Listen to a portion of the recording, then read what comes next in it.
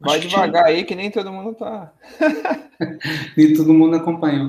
Eu vou tentar apagar as nossas. Não sei como faz para ver só a apresentação, para ficar maior.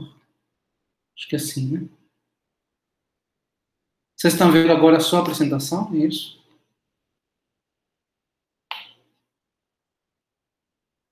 Então, muito bem. Então, gente, vamos tentar. Eu vou tentar explicar pelo menos uma boa parte do artigo do Hirzebruch de números de Chern em superfícies algébricas, tá? Eu tentei entender. Eu vou explicar o que eu entendi. Tem uma parte que foge um pouco do que a gente está estudando, da geometria algébrica, que vai muito na geometria complexa de recobrimentos ramificados, extensões de corpos e tal, mas eu vou tentar dar a ideia. E realmente o trabalho é elementar para o pessoal que mexe com essas coisas. Ele não tem nada muito sofisticado, além das ideias já de construção de blow-up e de recobrimento ramificado. Tá? Então, deixa eu tentar introduzir aqui o assunto. A gente vai começar com uma superfície projetiva, sempre suave, tá? Superfície suave, minimal, de tipo geral. Então, lembra que minimal significa que ela não possui curvas excepcionais, está escrito minimal, né? Minimal. Ela não possui curvas excepcionais, ou equivalentemente, o fibrado canônico NF. Tá? E tipo geral quer dizer que a dimensão de Kodály é 2, ou seja, o plurigênero cresce como n ao quadrado. Então, tem dois números que a gente podia associar. De fato, no nosso estudo, a gente associou o quadrado do canônico e a característica de Euler, mas a gente vai trocar essa característica de Euler pela classe de Chern, pela segunda classe de Chern, que é nada mais do que a característica topológica, a característica de Euler topológica da superfície. Você pega uma seção global do fibrado tangente, ou seja, um campo de vetores em S, genérico, né? Não nulo, né? E você conta o número de zeros. Tá? Em geral, ele vai ter um número isolado de zeros. Então, você conta, soma essa quantidade. Se tem multiplicidade, você considera. Isso é a segunda classe de Chern de S. E a primeira classe de Chern de S é a autointerseção do canônico. KS ao quadrado. Tá?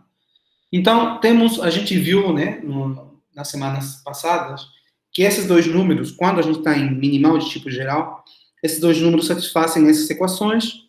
Os dois números são não negativos. De fato, são positivos, né? Coloquei aqui maior ou igual, mas é maior que zero. Né? A gente viu que a KS ao quadrado é pelo menos 1, né? Então é maior do que zero. A gente viu isso na geografia, né? E a autointerseção ao quadrado, C1 ao quadrado é menor ou igual que 3 vezes C2, né? Ou, equivalentemente, o quociente, né, C1 ao quadrado dividido por C2, está no intervalo 0 a 3. Tá? Então, o que acontece? Se nessa superfície, né, eu pegar um conjunto finito de curvas elípticas, a gente já viu o que acontece com as curvas racionais, com as curvas de gênero zero, né? Que estão no ortogonal de KS. Lembra que KS é um divisor, né? Nef. Então, todas essas curvas estão no lado do complemento ortogonal, só nesse lado, né? Porque, sendo Nef, a interseção com qualquer curva é não negativa, né?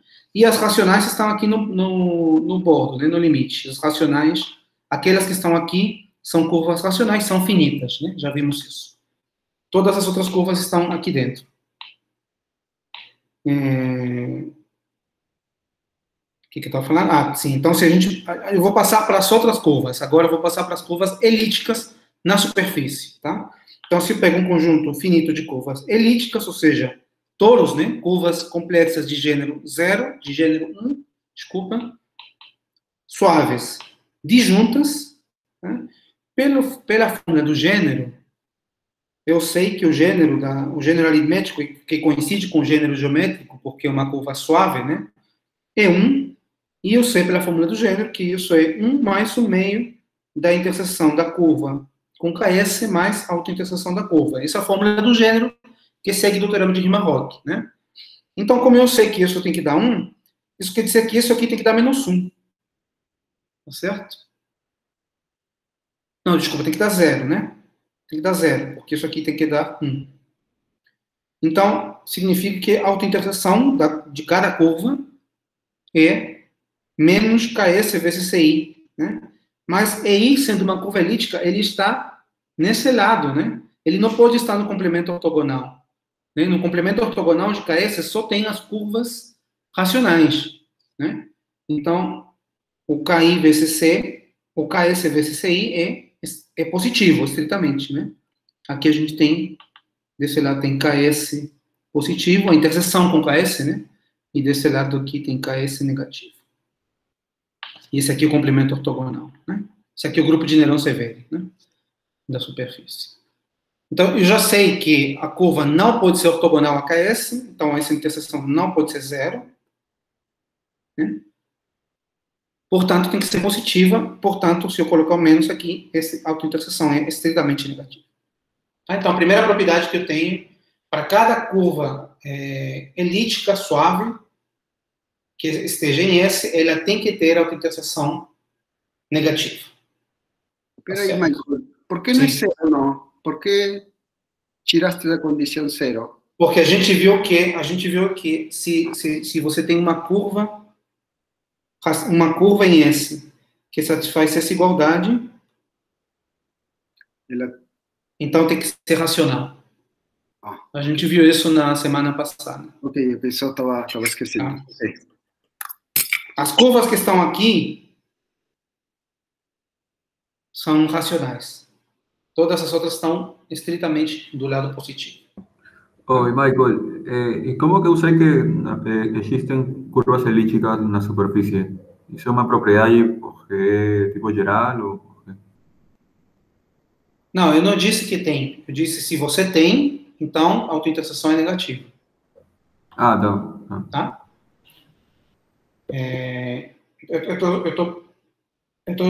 Eu vou construir uma superfície que tem, mas em princípio a gente não sabe isso. Tá bom? De fato, por exemplo, as hipersuperfícies em P3 não devem ter. Não sei.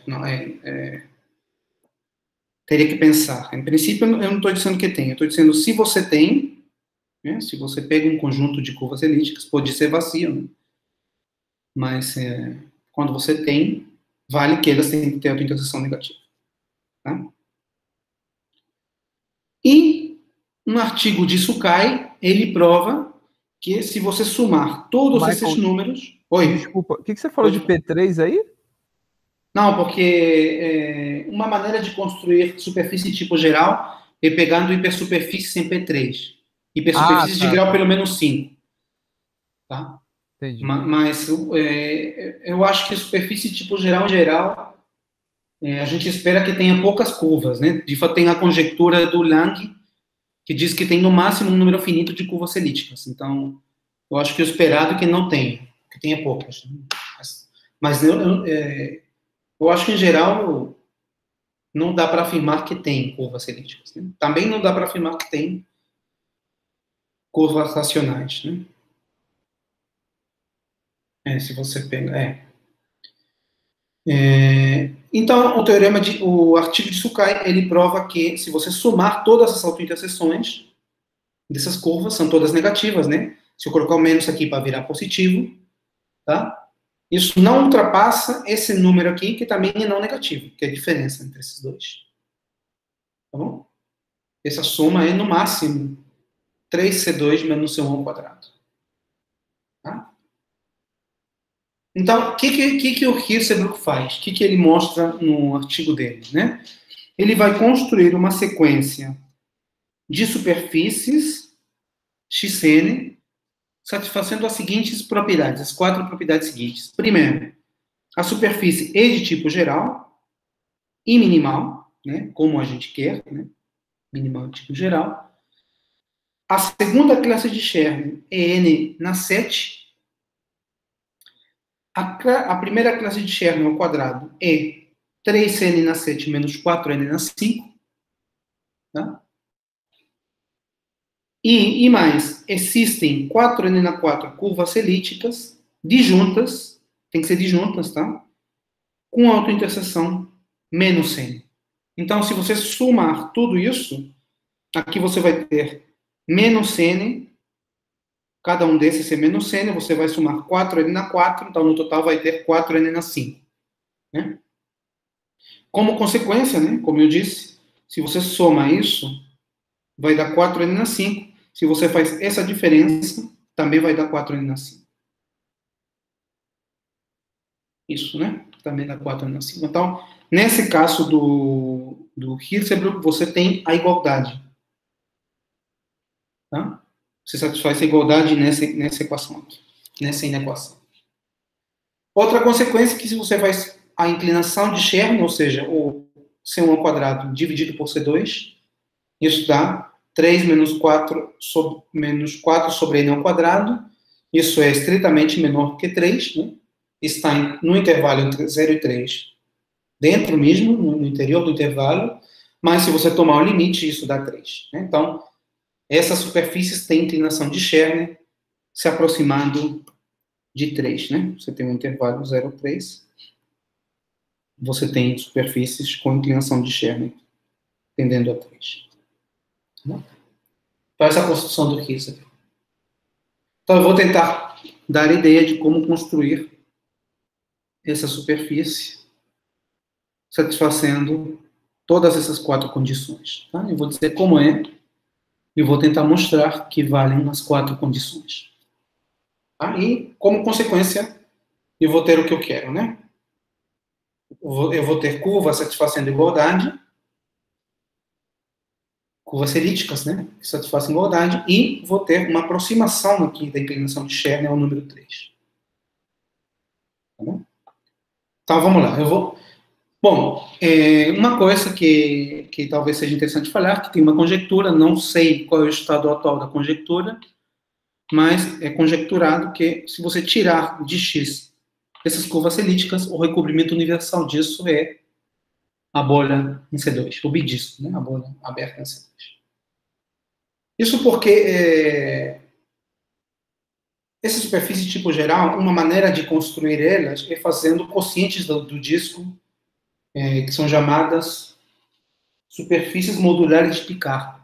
Né? São quocientes do disco em C2 por um tipo de grupo. Tá? E esses exemplos te dão superfícies elípticas que estavam numa região da geografia onde as pessoas não sabiam se tinha lá ou não superfícies de tipo geral. Então, uma pergunta que o Hirzebruch faz é que talvez a construção que ele dá não seja diferente daquela que já existia, que era dos quocientes do disco, né, pelos grupos, das superfícies modulares de Picard. Tá? Então, ele conjectura que o recobrimento universal é isso. É a bolha, né? Mas, bom, eu não vou falar da conjectura, eu vou falar da construção. Né? Então, a gente vai pegar um toro, eu vou pegar uma raiz sexta da unidade, né? E vou pegar o reticulado gerado por 1 por psi. Como seria esse? Te dá um toro, né? Representado aqui pelo paralelogramo. E você define X como sendo o produto. Não essa a minha variedade, né? Essa não é tipo geral. Você define X como sendo produto. Nesse produto, eu vou introduzir coordenadas Z e W, né? Cada coordenada. Uma observação, né? É que esse Xi, ele tem um polinômio minimal dele, né? O menor polinômio mônico de menor grau que anula ele. Eu sei que se ao cubo é menos 1, porque uma raiz sexta da unidade, né? Se eu faço o cubo, eu estou em menos 1. Então, ele satisfaz essa equação. Se ao cubo mais 1 igual a 0, né? ele não é menos 1, então ele tem que ser solução desse polinômio. Então, esse aqui é o polinômio minimal. Tá? Portanto, esse conjunto, se eu adjuntar aos números racionais o número xi, isso dá uma extensão algébrica de grau 2. De quê? Né? São esses elementos aqui. A mais B, xi. Tá? Se eu pegar um elemento inteiro nessa extensão, ou seja, um elemento com coeficientes A e B, números inteiros, então fica bem definida a multiplicação por alfa. Né? Se eu pegar um elemento aqui, eu posso multiplicar elementos por alfa da seguinte maneira, né? Eu pego alfa e multiplico por uma classe aqui em T, né? Lembra que T é esse quociente, né? Multiplico pela classe de Z, e isso defino como sendo a classe de alfa Z, isso está bem definido, não depende do representante Z, né? Ou seja, se eu pego um elemento do reticulado e eu adiciono a Z, o produto continua sendo o mesmo, né? Tá bom? A gente usa ali, você pode verificar isso. Basta utilizar que o psi satisfaz essa igualdade. Tá? Então, faz sentido multiplicar por elementos daqui. Tá? Ou daqui, né? Isso aqui é o reticulado, né? São as somas daqui com esse por números inteiros. Tá? Então, em T está bem definida a multiplicação por elementos do reticulado. Tá certo? Muito bem. Então, a gente pode definir o T-alfa, né? Em X, lembra que X é o produto, né, de T por T. Eu vou definir o T-alfa como sendo conjunto de pares que satisfazem essa equação. Alfa vezes C está bem definido, está em T. Então, eu posso definir no ZW, tal que W é alfa Z. É como se fosse uma reta no produto, né? E, claro, esse T-alfa é isomorfo a T, né? Pode ser parametrizado por T. Né? Eu pego o Z e levo ele em Z, vírgula, alfa Z, um elemento de T-alfa. Então, todos esses T-alfa são curvas elípticas também. São todos complexos. Tá bom? Então, eu vou considerar 4 valores de alfa, né? Que são os 4 elementos do reticulado, né? O 0, 1, si, e vou pegar o infinito também, né? Simplesmente por simetria. T0 é W igual a 0, né? Que é fazer alfa igual a 0 aqui. Se você isso aqui é uma notação, né? Tem alfa igual a infinito. Se você passa aqui o alfa dividindo o outro lado, é como se fosse Z igual a 0, né? Alfa igual a infinito. Então, esse é o segundo toro. Depois eu vou pegar alfa igual a 1 e alfa igual a xi. Então, são essas 4 retas. Esse Z e esse W são esses 2 eixos. Lembra que não são retas complexas, são toros, né? Cada um desses é um toro. E eu tenho aqui essa e essa reta. Né? Que de fato são toros. Cada um deles é isomorfo a T. Tá? É fácil verificar que a interseção de TI com TJ é somente a origem. Esses toros só se intersectam na origem do produto. Você faz a interseção desses dois, por exemplo, é trivial, né? Ver que a interseção é a origem. Com esse aqui também é trivial. Com esse aqui também. A única não trivial é essa interseção aqui. Ver que essa interseção é a origem, mas aí você utiliza a equação minimal de xi e provar isso. Tá bom? Então, eu tenho o produto dos toros e eu tenho aqui dentro 4 retas que eu vou considerar. Tá? Agora eu vou pegar um subgrupo do produto. O toro é um grupo, né? Um grupo aditivo. Eu vou pegar um subgrupo que são os elementos de N torção. Também são chamados os N divisores, né? Os elementos N divisíveis. São aqueles no produto, tal que multiplicado por N dá 0. Aqui é 0, 0, né? Dá 0. Tá? Esse grupo tem ordem N na 4. Por quê?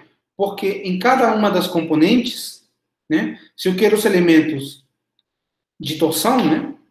Ó, olha só no reticulado, se eu quero os elementos de torção, eu estaria pegando, eu divido esse intervalo por N, né?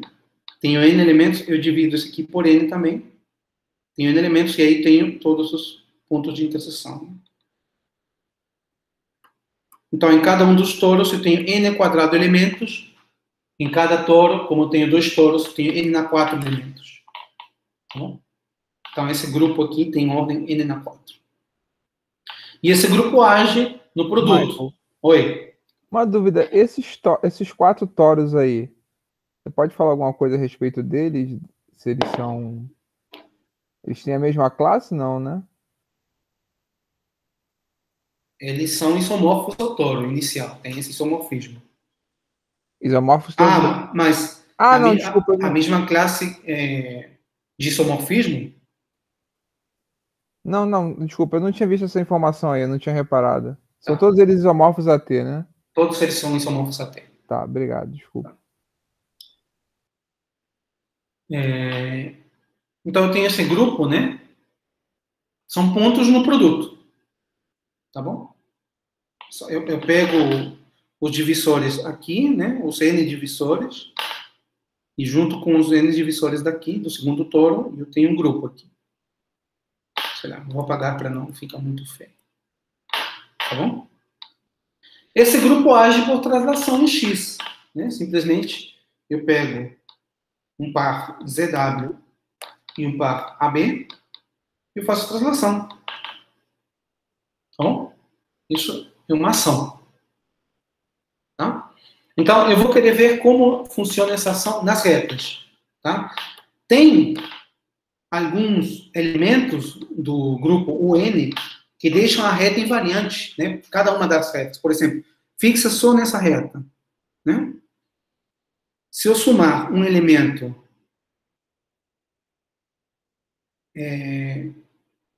da forma Z0, ele vai deixar invariante, né? Essa reta. Então, cada uma dessas retas tem um subgrupo de UN que deixa ela invariante. Tá? Então, por exemplo, o G de T0 são os elementos, tá, que quando eu faço agir, ele manda T0 e T0. Né? Ele age por translação.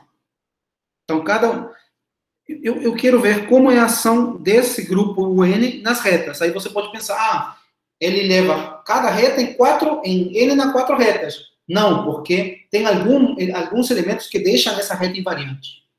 Né? Quantos elementos? Bom, por exemplo, se eu pegar T0 é essa reta aqui, né? T0 é essa. Os elementos que deixam invariante, se ele deixa T0 invariante, T0 é W igual a 0, né? Quer dizer que se eu somar esse com um elemento daqui, cai aqui dentro. Então, o W tem que ser 0. Né? Porque eu vou somar com um elemento de T0, os elementos de T0 tem W igual a 0, tem segunda coordenada igual a 0. Então, esse W tem que ser 0. Então, os elementos que fixam T0 são os divisores de N no primeiro toro e no segundo, 0. Tá? No primeiro toro, quantos divisores de N tem? N ao quadrado. São esses pontinhos que eu disse aqui. Tá? Então, esse grupo que fixa, esse subgrupo que fixa T0, tem N ao quadrado elementos. Tá? Analogamente, a gente faz com os outros. Tá? Eu vejo quais fixam T1, quais fixam TXI, quais fixam T infinito. Todos eles têm um grupo de... um subgrupo que deixa fixo, né? Que deixa invariante com ordem N ao quadrado. Tá? Tá bom? Então, se eu faço agir o N em cada uma das retas, isso vai ser formado, vai conter N ao quadrado curvas, né? Em cada uma das retas. Quando eu digo reta, eu estou falando do toro TJ, tá? Reta, porque no meu desenho é reta. Se eu faço agir T, o N, e eu faço a translação, lembra que o N age por translação, tem uma parte que mexe mesmo o TJ, mas tem outra parte que deixa invariante, tá? O N tem N na 4 elementos. Desses N na 4, tem um subgrupo de ordem N ao quadrado que deixa invariante. Então, aqueles que mexem mesmo são N ao quadrado, né? É o quociente. Então, esse grupo, esse conjunto, né, contém N quadrado curvas elípticas disjuntas. Né? Imagina que eu faço agir essa reta aqui, T0. Né? Então, ele vai me dar um conjunto de retas aqui, né, todas disjuntas. Eu estou agindo ele por translações. Né? Cada um desses pontos aqui, cada um desses pontinhos, vai corresponder a um ponto de torção, né? De ordem N. Um N divisor. Tá? Então, eu tenho para cada uma das 4 retas N ao quadrado retas, quando eu faço agir, e no total eu tenho, então, 4N ao quadrado curvas elípticas. Né? Eu faço isso, eu fiz isso aqui, né? Com essa reta. Eu faço com essa também. Eu faço com essa. E eu faço com essa. Tá? Então, tipo, tem o que a gente chama de arranjo de hiperplanos. Né? Eu tenho uma configuração de curvas lá dentro. Tá bom?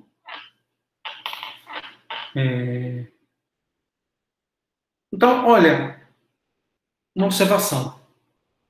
Por cada ponto de UN, o N tem N na 4 pontos, né? Esse aqui é um deles, por exemplo.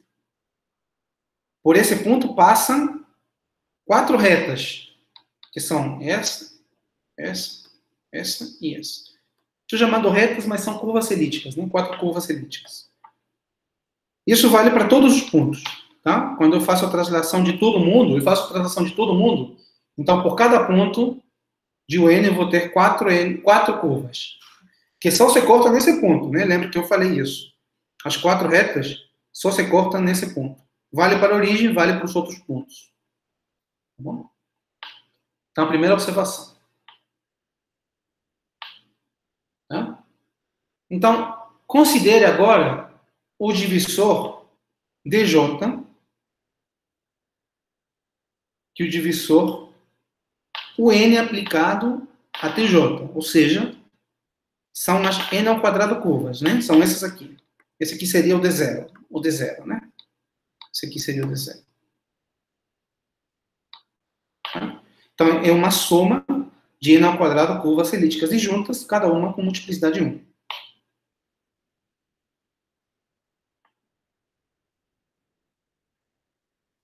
Certo? Todas elas são isomorfas a TJ, né? No caso aqui, T0. São translações de T0.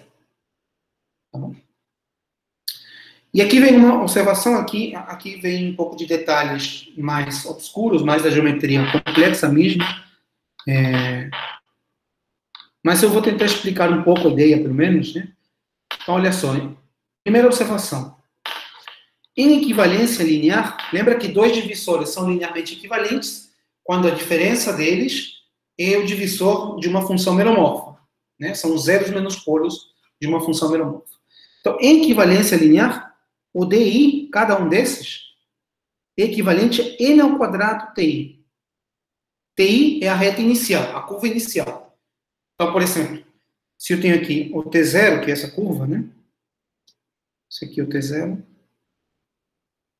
O que eu estou dizendo que esse divisor, que é esse, tem N ao quadrado componentes, é equivalente a N ao quadrado vezes T0. Tá? Ou seja, existe uma função meromorfa em X, cujo divisor, zeros menos polos, é a diferença, DI menos N ao quadrado TI. Tá? Isso por quê? Porque você tem cada uma dessas é isomorfa a uma das componentes do produto, né? Então, você tem uma projeção. Você tem uma projeção aqui, assim. Você tem uma projeção que é a projeção, por exemplo, nesse toro. Né? Você tem a projeção natural nesse toro. Tá? Então, se você olhar para o divisor D0 no toro, que seriam esses pontos todos, né? E você olhar para o divisor N ao quadrado T0 no toro, ou seja, N ao quadrado vezes esse ponto, né? Eles são equivalentes. Tá? Estou falando o seguinte. Se você tomar o divisor DI restrito ao toro, são pontos, né? Bom, seria um somatório de pontos. PI são pontos. Aqui são I vai de 1 até N ao quadrado. São os pontos de N torção, né? São os pontos de N torção no touro. Menos, você pega N ao quadrado vezes 0, que é a interseção de T0 com o touro. Estou tomando esse touro aqui, o touro vertical. Né? Esse divisor é principal. Isso segue do mapa de Abel-Jacobi, tá? Eu não vou entrar nesses detalhes, mas quando você tem um divisor de grau 0, esse divisor tem grau 0, né? Porque cada um desses pontos conta 1, você tem n ao quadrado pontos, então aqui você conta n ao quadrado, e aqui você tem um único ponto com grau n ao quadrado. Então o grau de tudo é 0. Quando você tem um divisor de grau 0, para você ver se ele não é principal, você olha para o mapa de Abel-Jacobi desse divisor, se ele é 0 na jacobiana da superfície de Riemann, então é porque o divisor é principal. Então, nesse caso, que esses pontos são os pontos de torção, isso é verdade. Tá? Então, você tem uma função meromorfa aqui, né? No toro, aqui. Uma função meromorfa aqui. E aí você traz simplesmente compondo com a projeção. Né? Isso te dá uma função meromorfa, cujo zero é isso, e cujos polos é n ao quadrado, isso. Tá bom? Bom, então a gente tem funções meromorfas. Isso eu fiz para D0, mas isso vale para os outros, para todos os Ds, para D1, D infinito e D psi. Né? Você tem funções meromorfas, tá? E se eu pegar I, J e K distintos, né? 1, 0 infinito, por exemplo,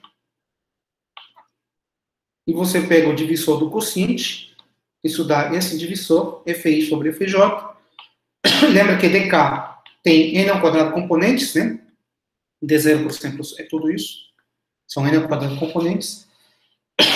Se eu pego uma componente de dk, qualquer componente, e eu faço a restrição desse divisor a essa componente, né? Eu vejo que isso é um divisor, um divisor principal. Ah, por quê? Eu faço a restrição desse divisor a componente de dk, né? Aqui, isso vai dar 0, porque imagina que você tem esse divisor, essa componente aqui. Foi essa componente de D0. Tá? E aí você intersecta com esse e com todos os seus trasladados. Isso vai dar todos os pontos de torção aqui. Aí você agora intersecta com essa e com todos os seus trasladados. Aí dá o mesmo conjunto de pontos de torção. Tá? Então, essa parte aqui some, só fica n ao quadrado tj menos ti, né? Seria interseção com a componente. Vou supor que a componente é essa. Tá? Vou supor que esse aqui é C. Tá? E vou supor que o I é 1 e o J é xi. Né? Isso que eu vou supor. Então, somente falta intersectar isso com a componente, né? Primeiro, dá um ponto aqui, A. O segundo, dá um ponto aqui, B. Então, dá n ao quadrado A menos n ao quadrado B, onde a diferença entre esses dois pontos é um elemento de torção. Tá? Isso dá para verificar na mão, a diferença é um elemento de torção. Novamente, pelo teorema de Abel-Jacobi, esse divisor n vezes A e esse divisor n vezes B é equivalente, são equivalentes. Bom? Portanto, existe uma função meromorfa aqui, em C, tal que o divisor da função é NA menos NB, porque os divisores são equivalentes, né, linearmente equivalentes. Ou seja, o divisor de FI sobre FJ restrito a C coincide com o divisor G. Né? Quer dizer que as funções são iguais a menos de uma constante. Né? Então, se você tem duas funções numa superfície de Riemann com o mesmo divisor associado, superfície compacta, um toro compacto, então elas são iguais a menos de uma constante. Então, posso trocar a constante e posso supor que... Não, desculpa, o divisor de G é NA menos NB. O divisor de F é N ao quadrado A menos N ao quadrado B. Então, o que é igual é o divisor Fi sobre Fj restrito a C, e o divisor de G na N, né? A potência enésima de G. Tá? O divisor de G na N é N vezes o divisor de G. Então, você pode supor isso. Em outras palavras, esse quociente é uma função meromorfa que possui uma raiz enésima na curva C, e essa raiz enésima é uma função meromorfa na curva C. Tá? Então, quando você restringe as curvas, isso dá as potências. Isso tem uma raiz meromorfa. Certo? Isso não vale em geral, né? Você pode ter funções, tal que para ter uma raiz, você tem que sair do corpo de funções meromorfas. Tá bom? Então, a gente vai utilizar essas raízes não nas componentes, né? Nas componentes que elas têm a raiz nas componentes, só quer dizer que você vai ramificar sobre elas, eu vou explicar isso daqui a pouquinho. Tá? A gente vai pegar raízes dos quocientes mesmo, antes de restringir as curvas, as componentes do dk. Antes. Tá? Então, você vai pegar F1 sobre F0, vai tomar raiz enésima, F infinito sobre F0 e Fxi sobre F0. Né? Com essas, você constrói Fxi sobre F1, que está faltando. Né? E então, com essas funções, que em princípio não estão no corpo de funções meromorfas de X, né? Você vai adjuntar elas ao corpo de funções meromorfas e vai construir uma nova superfície. Tá? Eu estou pegando uma extensão do corpo de funções meromorfas em X. Uma extensão de grau n ao cubo, né? Porque eu estou juntando 3 elementos de ordem n, de grau n. Tá bom? Então, eu vou construir uma nova superfície. Tá certo? Que recobre a minha superfície X original. Tá? Então, isso eu vou mostrar isso. Tá? Essa é a parte mais complicada da construção, eu acho. Então, como a gente faz isso, né? Se você já sabe quem é o corpo de funções meromorfas da superfície que você quer, isso já define a superfície a menos de equivalência birracional. Tá? Você já sabe quem é a classe de equivalência birracional da tua superfície. Né? Se você tem um corpo de funções meromorfas, classe de equivalência birracional quer dizer que só tem uma superfície a menos de morfismo birracional com esse corpo de funções meromorfas. Então, a construção é simples, né? Eu pego 3... É simples, quer dizer, olhando para a teoria de corpos, você está pegando 3 funções meromorfas e está pegando soluções do polinômio x na n menos cada uma dessas funções meromorfas. Tá? Então, está pegando uma solução dessa equação e está juntando ao corpo de funções meromorfas essas soluções. Então, eu vou mostrar como é construído um modelo suave que tenha esse corpo de funções meromorfas. Tá? Então, olha, primeiro eu faço o seguinte, lembra o que a gente tem, né? A gente tem as curvas e eu tenho a ação, né? A ação do UN, tenho os trasladados das curvas. Aqui eu desenhei só os trasladados das horizontais, mas a gente faz de todo mundo. Tem uma configuração, um arranjo de curvas, né? Tá? Seja YN a explosão em todos os pontos de UN, ou seja, em todos os pontos onde se intersectavam as 4 curvas, né? Lembra que tinha isso aqui passando as 4 curvas, mas para qualquer ponto de UN eu tenho 4 curvas também passando por ali. Tá? Então eu vou explodir cada um desses pontos. Eu vou explodir N na 4 pontos. Tá? Então eu tenho aqui um desses, ponto J, tá? Que é um ponto de N torção, né? Um par de pontos de N torção. Tenho as 4 curvas passando por esse ponto. E eu vou explodir, fazer o blow-up desse ponto. Então ele te dá uma curva excepcional, uma curva racional, e ele separa, né? Ele separa as 4 curvas que passavam por aquele ponto. Por quê? Porque elas passam transversalmente, né? Então, quando você explode, separa. Então, essa superfície, eu estou falando sobre um ponto, mas eu vou querer fazer para todos, em todos os pontos. Então, tipo, eu separei todas as curvas elípticas, separei todas. Tá? E eu vou ter n na 4 divisórias excepcionais. Para cada ponto de U n, eu tenho um divisor excepcional. Tá? Eu vou chamar de DJ DI2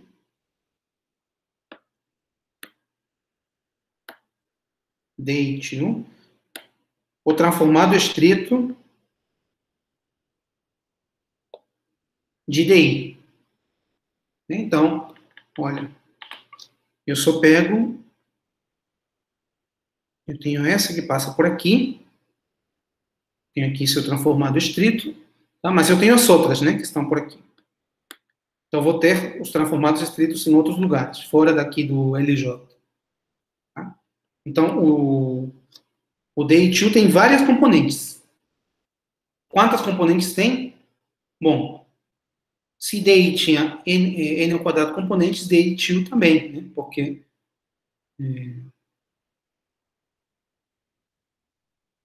ele, para cada componente cada componente de DI dá lugar, né? Cada uma dessas, quando eu explodo, ela vai dar lugar a uma componente de DI2. Tá bom? E agora, bom, e elas são disjuntas, né? As componentes de DI2, elas já eram disjuntas aqui, só que agora ela também é disjunta das outras, né? As outras também as outras também separaram. Aqui não, aqui as outras tinham interseções. Então separei todas, tá? Antes eu tinha um arranjo de hiperplanos, laço intersectado, tipo um manete de curvas, e agora eu, separei, tenho tudo separado agora. Tá bom? Primeira observação. Se eu tenho blow-up, um único blow-up, se eu explodo um ponto, se eu faço a explosão de um ponto só, a característica de Euler topológica aumenta em 1. Tá? Isso não é difícil de verificar. Eu vou verificar porque acho que as ferramentas que a gente tem dá para mostrar. Isso pode ser feito de várias maneiras. Você pode pegar um campo, contar o número de zeros, né? Mas dá para mostrar direto da fórmula de Noether, né? Fórmula de Noether. A gente não viu essa fórmula, então aproveito para introduzir ela, né? A fórmula de Noether diz, ele relaciona a característica de Euler topológica de uma variedade com a característica de Euler algébrica, que é a característica de Euler do feixe do fibrado trivial, né? Menos autointerseção do canônico. Tá? Essa fórmula vale sempre. Ela relaciona a característica de Euler topológica, que é o número de zero de um campo vetorial, com a característica de Euler algébrica, que é a soma alternada das cohomologias, né? H0 menos H1 mais H2. Tá? Então, a característica de Euler algébrica é um invariante birracional, né? Então, a característica de Euler topológica de x' é 12 vezes a característica de Euler algébrica de x, porque é um invariante birracional, né? Ela se escreve em função do gênero geométrico e da irregularidade, né? E menos kx' ao quadrado, a gente sabe como muda o canônico quando eu faço uma explosão. Ele muda assim, né? Eu faço o pullback do canônico, x, e eu tenho que somar o divisor excepcional. Tá? Então, eu faço essa conta. Isso aqui dá 12, a característica de Euler de OX, menos π estrela de kx vezes π estrela de kx, é a mesma coisa que kx vezes kx, propriedade da interseção, né, quando você faz pullback. Π estrela de kx vezes c é zero, porque tudo que vem da base é ortogonal ao divisor excepcional, e só resta diminuir o e ao quadrado sendo o divisor excepcional menos 1, então dá mais 1. Então isso aqui dá a característica de Euler topológica de x mais 1. Tá bom? Tá? Em particular, se eu vou explodir N na 4 pontos, eu vou aumentar a característica de Euler em N na 4. Né? Então, como consequência, eu tenho isso. YN aumenta a característica de Euler em N na 4. Só que essa característica de Euler aqui é 0, porque X é o produto de 2 toros, né? Touro tem característica de Euler 0. Né? Lembra que o grau do divisor canônico, né, é 2 menos... A característica de Euler é 2 menos 2G. Ou 2G menos 2. Acho que é 2 menos 2G, né? Se o gênero é 1, isso dá 0. Então, esse aqui não tem, porque X é o produto de toros. Portanto, a característica de Euler de YN é N na 4. Tá bom? Além disso, eu não mudei o corpo de funções meromorfas. Porque YN é simplesmente a explosão de XN, de X. Tá? Então, as funções meromorfas continuam na mesma. Então, por enquanto, eu não adicionei função meromorfa. Não tem nada de novo aqui de função. Eu só aumentei a característica de Euler fazendo explosões. Aumentei a segunda classe de Scherner, né? Que é a característica topológica. Tá bom? Então, olha. Eu tenho agora YN. Aqui não é X, é YN. Então, eu vou pegar o recobrimento ramificado sobre YN. Um recobrimento ramificado é um recobrimento que genericamente é um recobrimento etálio mesmo, tá? Para cada ponto tem N pré-imagens, né?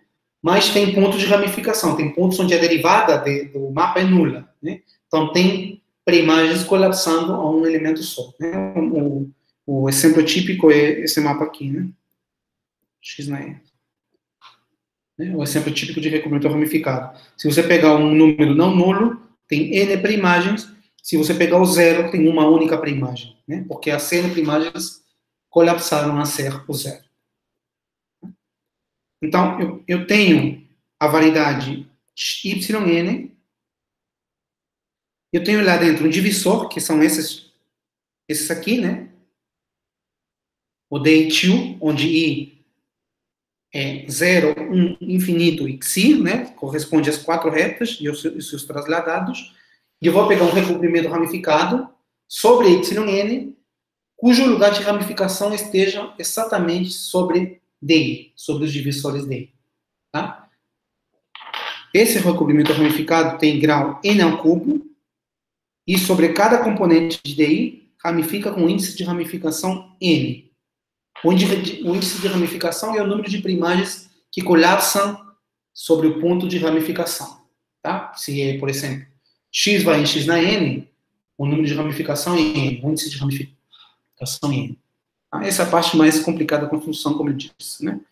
Então, eu estou pegando o recobrimento ramificado sobre YN, que ramifique sobre o divisor, sobre a união dos divisores DI, tio. Sobre esses todos. Sobre todas essas retas. Com índice N. Tá? Esse é o recobrimento ramificado determinado por essa extensão. Tem uma relação entre recobrimentos e extensões do corpo de funções meromorfas. Tem uma maneira fácil, tem uma implicação fácil, que é a seguinte, né? Se eu não vou entrar nesses detalhes, porque eu acho que foge demais, também eu teria que sentar com mais calma para pensar, para explicar, pelo menos, mas tem o seguinte, né? Se você tem um recobrimento ramificado, de S1 e S2, então você tem uma inclusão.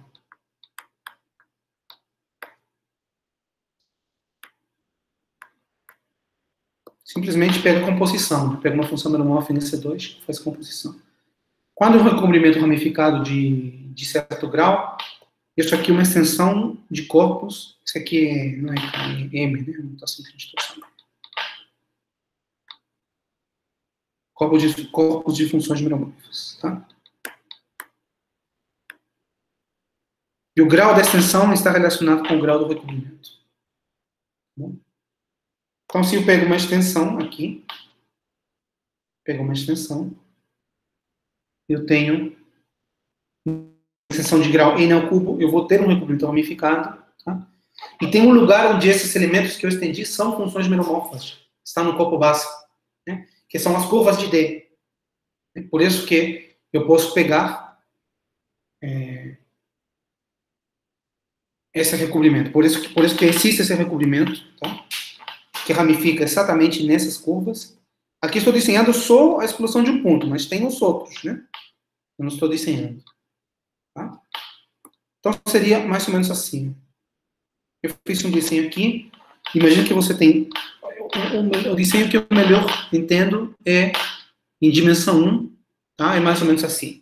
Você tem yn aqui, que é a explosão, né, de x do bitor, do produto do tor com ele mesmo. Nos pontos de UN, você explodiu, é isso. Tá? Você trouxe o divisor, os divisores, as curvas elípticas que você tinha em x, né? Você levou isso para yn, e cada um desses tem n ao quadrado componentes, né? Que são os transformados de cada um desses. Tá? Então, você tem no total 4 n ao quadrado componentes. Se você pegar uma componente de dn, não é dn, é di, né? Se você pegar uma componente de di, né, você está pegando um recobrimento, um mapa daqui para aqui, né, que ramifica sobre essa componente. Essa aqui é uma curva dentro de yn, que é uma superfície, tá? Então, tem aqui curvas de ramificação, tá? Então, é como se fora você tem, para um ponto próximo aqui, você tem uma quantidade de primagens, né? Mas quando você se aproximar e cair nesse ponto, as primagens colapsam, tá? E cada um desses pontos tem ordem n. Tá? Ou seja, aqui tem n pontos, n primagens colapsando. Tá? Tá bom? Então, tem um recobrimento. E ele é de grau n ao cubo. No total, um número, por um ponto aqui genérico, o número total de primagens é n ao cubo. Tá? Então, se você, em cada ramificação sobre essa componente C, tem cada ramificação é de ordem n, tem que aparecer n ao quadrado ramificações. Porque no total você tem que ter n ao cubo pontos, né? Então, tipo, aqui tem n pontos colapsando. Aqui tem n pontos colapsando. No total tem n ao cubo, então tem que ter n ao quadrado ramificações. Tá bom? Característica de Euler. De xn é o recobrimento, é isso aqui, o recobrimento ramificado, né? Característica de Euler de xn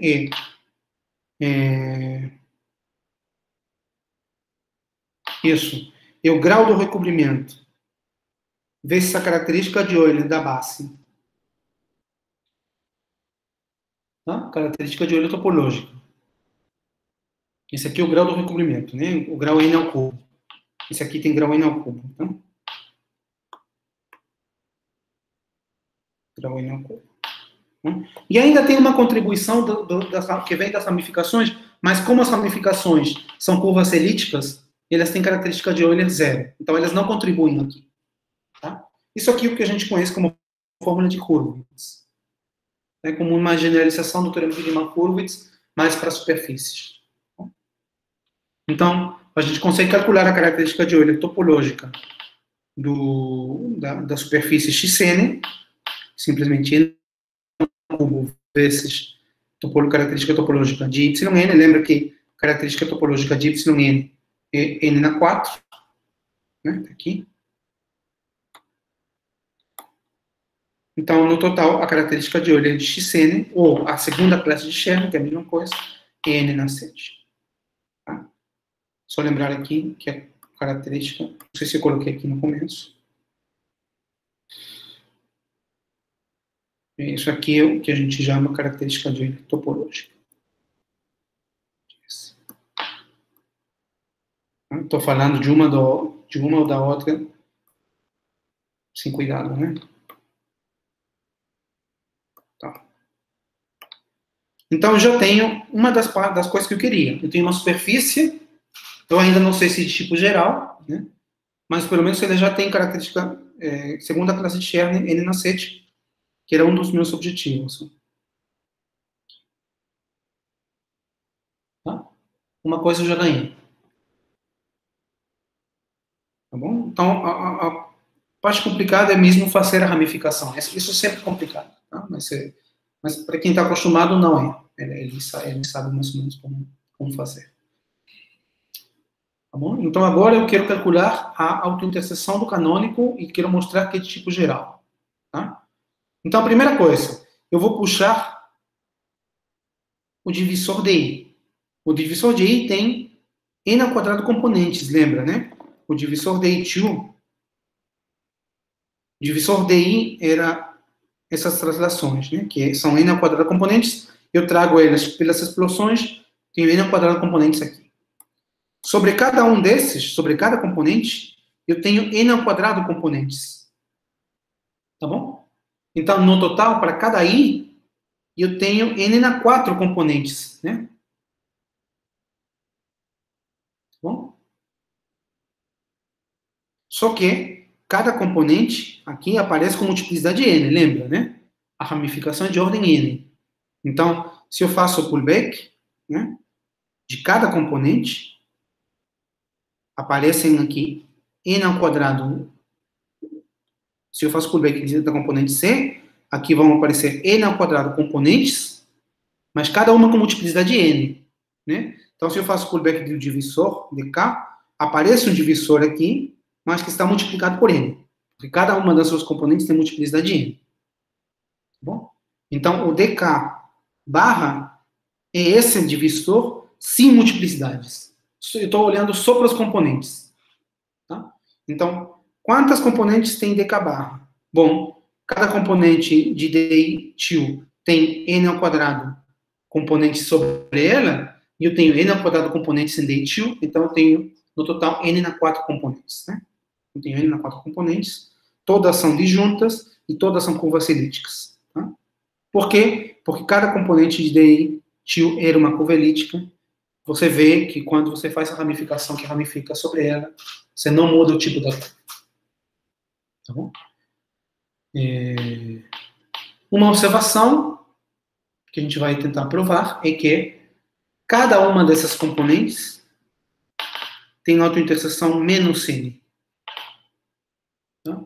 Como consequência, né, se eu faço a soma de todas as autointerseções, eu tenho n na 4 componentes, cada uma delas tem autointerseção menos n, então eu vou ter n na 5, né? Com menos, né? Menos n na 5. Isso para d, i. Eu tenho d0, d1, d infinito e d xi. Eu tenho 4, né? Eu estou começando com 4, lembra? Começo com 4 retas. Né? Então, eu tenho 4n na 5. Então, se eu consigo provar isso, eu já tenho essa parte, que é outra das coisas que eu queria. Né? Então, essas são as curvas que vão fazer com que a igualdade aconteça. Deixa eu voltar aqui à primeira folha. Nessa desigualdade disso cai aqui. Né? Essa é a parte 4 que eu queria. 4n na 4 curvas elípticas e juntas, com outra interseção menos n.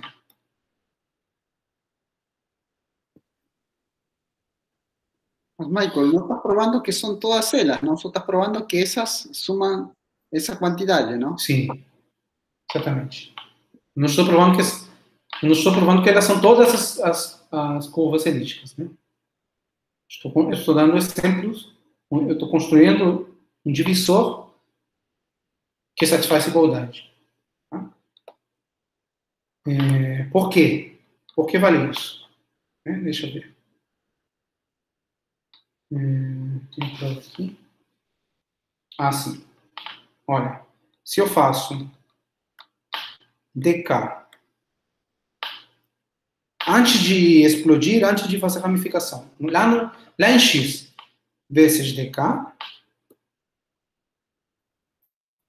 isso é zero. Por quê? Lembra que dk era isso, né? Só olhando para o d0, por exemplo. Se eu faço autointerseção, dá zero. Né? Se eu pego... Deixa eu fazer uma conta aqui.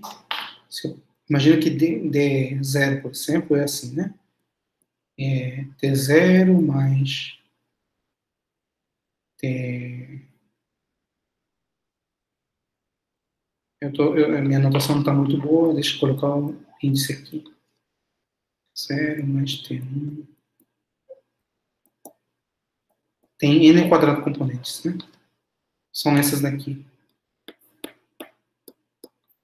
Se eu faço o quadrado, eu vou fazer autointerseção.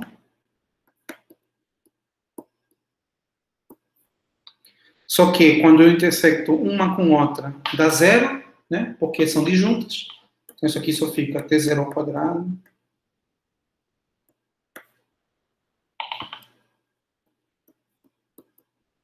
Mais T ao quadrado. Todas as outras interseções, 2 a 2 de elementos distintos dá zero. E T0 ao quadrado é zero também, né? Porque eu posso deformar T0 para essa outra, né? Lembra que para tomar autointerseção você deforma e interseta com a deformação. Eu posso deformar de maneira que seja disjunta. Isso aqui é zero, zero. Então, isso aí, todas essas têm autointerseção zero. Opa. Então, tem zero. Aí eu vou explodir. Depois eu vou explodir, né? Em n na 4 pontos. Então, se eu pego dk til autointerseção, isso dá menos n na 4, menos n na 4. Cada vez que você explode um ponto, a autointerseção diminui 1, tá bom? Isso segue das propriedades da explosão que a gente viu nas sessões anteriores, tá? Então, por cada ponto que você explode, você diminui 1 a autointerseção. Você está explodindo n na 4 pontos, você diminui n na 4. Tá? E agora você tem um recobrimento. Né? Agora você tem isso. dk, né? Til vezes estrela de dk til. Uma propriedade é que isso é o grau do recobrimento vezes autointerseção. A interseção antes de fazer o recobrimento e depois se diferencia justamente pelo grau, né? Para cada ponto de interseção que você tinha lá embaixo, como é um recobrimento, sobre cada ponto você tem n ao cubo pontos. E o recobrimento de grau n ao cubo, né? Então, lá em cima vão aparecer n ao cubo vezes o número de pontos que aparecia lá embaixo. Tá? Então, isso aqui dá menos n na 7. Tá bom? E cada um desses, né, eu sei que isso é n de k vezes cn de k. Pela definição, né, n de k é justamente π estrela de dk. Né? Então, você tira o n, você tem que dk é menos n na 5. Tá certo? Só que dk tem n na 4 componentes distintas, né? E disjuntas, né? Então, se você faz o mesmo jogo que eu fiz aqui, né? Como as componentes são disjuntas, quando você faz a interseção 2 a 2 vai ser 0, porque são disjuntas as componentes. Só vai ficar a autointerseção de cada componente. Mas agora não é 0, né? Porque agora tem que somar n na 5, menos n na 5. Eu tenho n na 4 componentes, e a autointerseção de todas elas é a mesma, né? Porque todas as componentes são as translações uma da outra, né? Então, cada uma delas tem que ter autointerseção menos 100. Tá bom? Então, eu tenho essa condição, portanto, eu já tenho isso. Já temos isso. Tá? Uma coisa boa. Tá? Agora, lembra que o meu objetivo é calcular a primeira classe de Chern ao quadrado, né? A utilização do canônico. Então, eu preciso encontrar o canônico. Para encontrar o canônico, eu tenho que começar com o canônico de X, e eu tenho que ver o que acontece com a explosão e depois com a ramificação. Por isso que eu estou calculando as interseções de dk, né? De dk barra. Agora eu preciso de interseções com a primagem do divisor excepcional, né? Lembra? Eu tinha essa explosão, né? Desse ponto. Opa. Eu explodi esse ponto, aí apareceu esse divisor excepcional, e depois eu ramifiquei, não sobre o divisor, eu ramifiquei sobre esses pontos, sobre essas curvas, desculpa. Então, quando eu ramifico, esse divisor vem, né? Ele vem à superfície XN. Tá? Então, eu vou chamar LJ o pullback de cada divisor excepcional. Tá? Tipo assim, eu tenho aqui minha curva, né? Tenho aqui a divisor excepcional e eu estou ramificando sobre a curva. O divisor excepcional corta transversalmente a curva. Então, quando você traz pelo recobrimento ramificado, isso continua sendo uma curva suave que corta transversalmente o lugar de ramificação. Tá? Isso é fácil de ver. Para isso, você pode simplesmente supor. Sempre existem coordenadas. Se ele tem ramificação de ordem n, você sempre pode supor que ele da forma x, y. Se ele ramifica, eu vou supor que essa curva aqui tem equação y igual a 0. Ele sempre tem a forma x, y, n.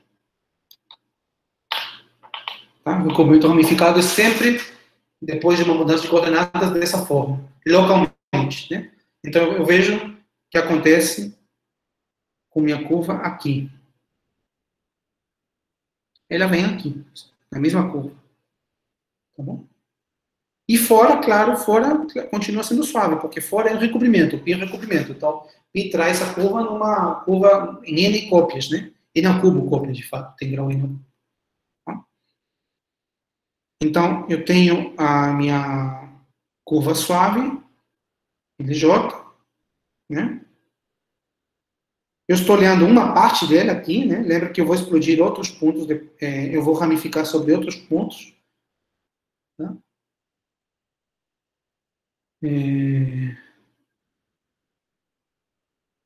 Se eu restringo o mapa a essa curva, tem grau n na 4. Não, tem grau n ao cubo, né? Por que eu botei n na 4? Tem grau n ao cubo. Que é o mesmo mapa, né? Que tem grau n ao cubo.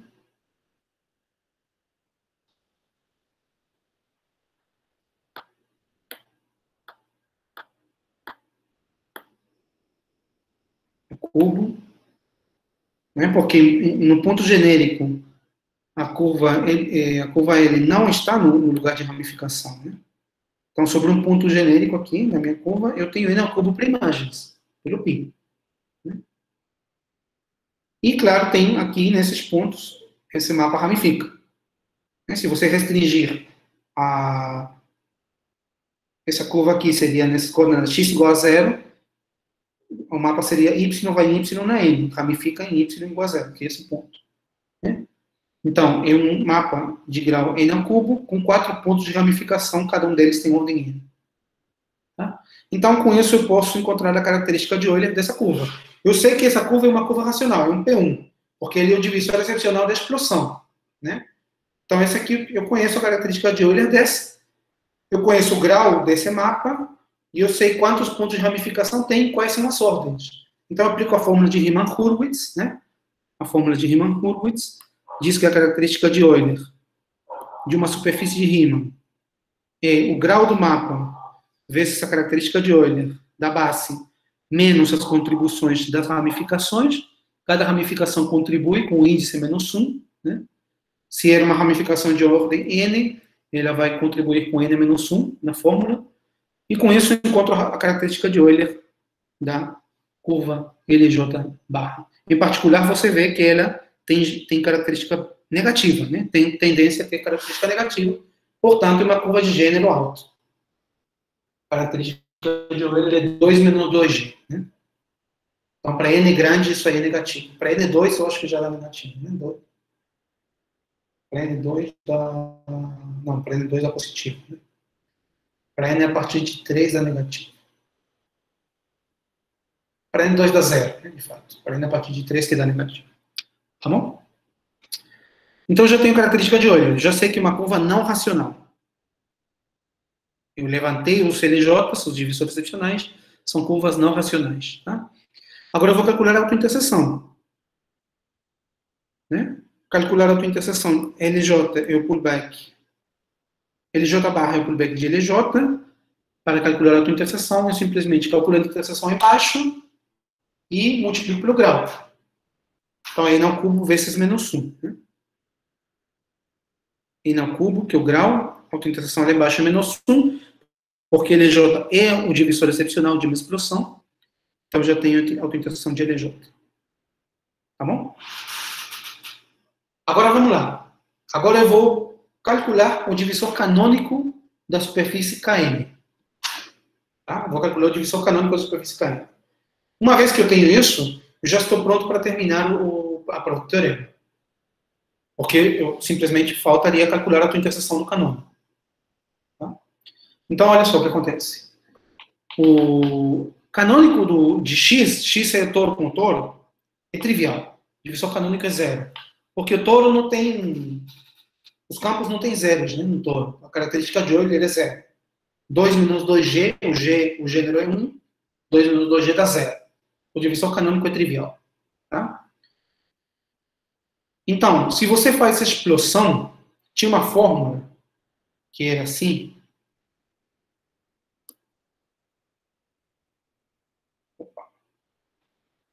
Tinha uma fórmula da explosão. Qual é a fórmula? Tinha a fórmula do canônico. Se você faz explosão num ponto, se você explode um ponto, eu tenho a fórmula aqui, né? Canônico da explosão é o pullback do canônico pela explosão, né? Canônico mais o divisor excepcional. Tá? Então, cada vez que você explode um ponto, você adiciona o divisor excepcional. Você traz o canônico que você já tinha embaixo. Aqui, no caso, não tem nada embaixo, porque o canônico é 0 lá embaixo. Você só adiciona o divisor excepcional. Então, como você explodiu N na 4 pontos, você vai ter esse canônico para YN. Tá bom? Agora você vai fazer uma ramificação sobre YN. Né? Você vai fazer um mapa ramificado, que é o π. Né? Quando você faz a ramificação e você compara o canônico, se você tem outra fórmula aqui. Estou usando isso aqui como rascunho. Né? Tem outra fórmula aqui. Se você tem um recobrimento ramificado, F, né? Recobrimento ramificado de X' para X, né? Recobrimento ramificado. Então, canônico de X' é o pullback do canônico de X mais N-1, o lugar de ramificação. Tá? E N-1 é a ordem de ramificação. Tá bom? Então, o lugar de ramificação você conhece aqui. A gente conhece, né? A gente sabe que a gente está ramificado sobre o... Cadê? A gente está ramificando sobre esses conjuntos, né? Sobre os DI steel. E o lugar de ramificação que aparece lá em cima é exatamente o DI barra, né? O DI barra é esse divisor daqui, que é o lugar de ramificação. Ele aparece com multiplicidade N. Então, eu uso essa fórmula, né? E o Jego, que é o divisor canônico de Xn, é o pullback do divisor canônico de Yn, que é essa soma. mais n-1 vezes a ramificação. Tá? Então, pullback. Eu tenho que fazer pullback de cada um desses. Quando eu faço pullback de cada um desses, aparece o LI barra, né? LI barra é, por definição, o pullback de LI. E ainda tem que somar esses divisores. Então, você já tem um divisor canônico de XN e ele é um divisor efetivo. Tá? Um divisor efetivo porque estão aparecendo curvas, né? Cada um desses é uma soma de curvas com multiplicidades positivas, né? Aqui tem multiplicidade 1, cada uma dessas componentes tem multiplicidade 1, quando eu multiplico por n-1 é positivo, e aqui cada um desses aqui também tem multiplicidade 1. Então, é um divisor efetivo. Tá bom? Com isso, a gente prova que XN é minimal. Tá? Podemos mostrar que NF também, mas dá para mostrar diretamente aqui, né? Se não fosse minimal, se C é curva excepcional, em XN. Se não é minimal, tem curva excepcional, né? Excepcional. Então, você tem que... como provar isso? A fórmula do gênero, né? O gênero de C é 0.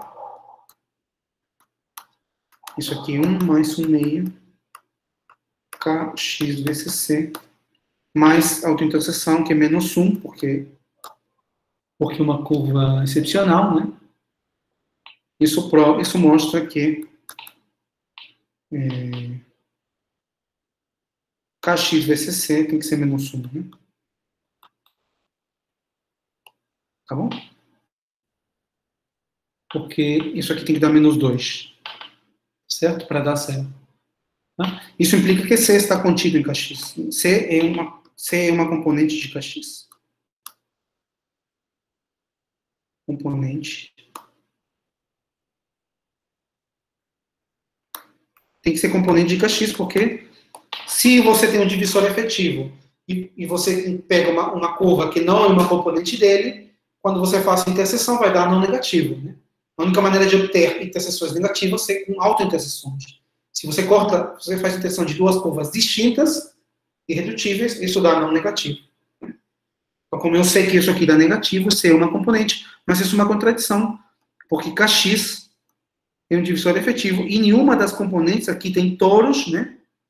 DJ são toros, são união dos trasladados, dos toros iniciais, e aqui eu sei que a característica de olho é negativa, então não pode ser uma curva racional. Né? Eu sei que C é uma curva racional, e aqui não tem curvas racionais no suporte do divisor canônico de. Tá? Então tem que ser minimal. Então já tenho minha superfície minimal. Para fechar, só falta calcular a autointerseção do canônico.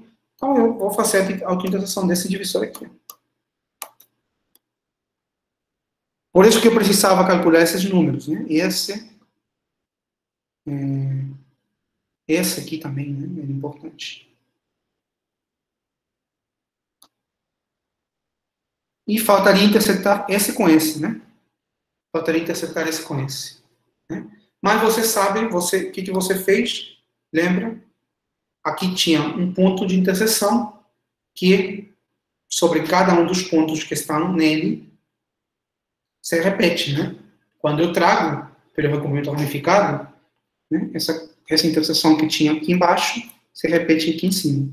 Eu tenho sobre cada divisor, sobre cada componente, n ao quadrado pontos, né? Então eu vou ter n ao quadrado pontos lá em cima, sobre cada componente, né? Ah, sim, claro, o LJ só intersecta uma componente. Esse aqui só intersecta uma das componentes do DJ. Né? As outras não passam por esse divisor. Né? Então, eu tenho que isso aqui, n ao quadrado, eu tenho todos os ingredientes para calcular a autointerseção. Eu intersecto esse divisor com ele mesmo, né? Seria quadrado disso, né? Lembra que os divisores excepcionais são disjuntos, porque eu estou explodindo pontos distintos, né? Então, Se eu pego I e J, essa interseção é zero, o único que vai sobreviver é a interseção de I com I, tá bom? Quando eu faço o quadrado desse somatório, vai sobreviver I com I. Agora eu vou fazer S com S, né? 2 vezes N-1, que vem daqui, essa interseção. E agora eu faço o quadrado dessa, né? N-1 ao quadrado. E mesma coisa, os DJs são disjuntos, né? Eles tinham interseção, mas depois que eu explodi, separei, né? Então, isso aqui, se eu pego DJ e DI distintos, a interseção é zero, são disjuntos. Então, só fico com DJ e DJ. Só fico com outra interseção. Tá? Esse número que eu conheço, aqui, esse número... cada um desses, né, dá n ao cubo. Quantos tenho? Tenho n na 4, porque cada um deles apareceu pela explosão de um ponto de UN, nesses pontos de torção, né? Esse grupo tinha n na 4 pontos, então eu explodi n na 4 pontos. Então aqui tenho n ao cubo vezes n na 4. Cada um desses contribui com n ao cubo, eu tenho n na 4 pontos, n na 4 curvas, né? Cada um desses contribui com n ao quadrado, né? E eu tenho n na 4 desses, e tenho 4 desses, né? Que são 0, infinito, 1 e psi. Então, no total, tenho 4n na 4. E aqui, finalmente, cada um desses contribui com n na 5. Eu tenho 4 dessas curvas, 4 desses, e eu tenho autointerseção.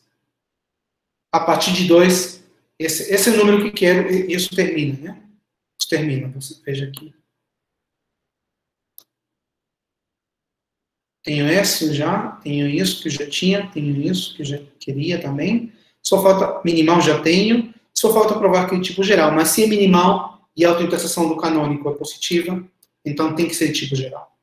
Porque basta, e essa autointerseção do canônico é positiva, ela é minimal, você vê a classificação de Henriques, né? De Henriques, quais são as superfícies, né? As que têm dimensão de Kodaira menos infinito, 0 ou 1, nenhuma delas está nessa situação de ter canônico positivo, quadrado do canônico positivo, só o projetivo, o P2, né? Mas o P2 claramente não é irracional a minha superfície, eu não estou começando com produto de toros, então não é esse o caso. E as outras todas têm canônico 0, né? Não é NEF, não?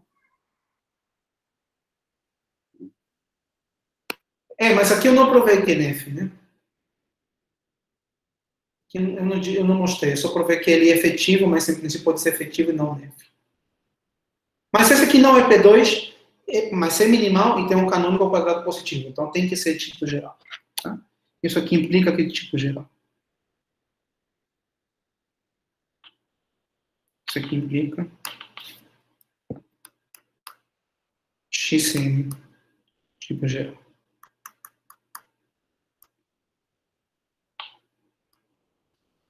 Tá? Basta você conferir, verificar com a classificação de superfícies.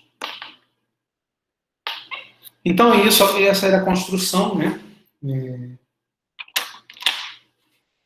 Que eu queria contar a vocês. E eu vou parar de gravar para a gente conversar.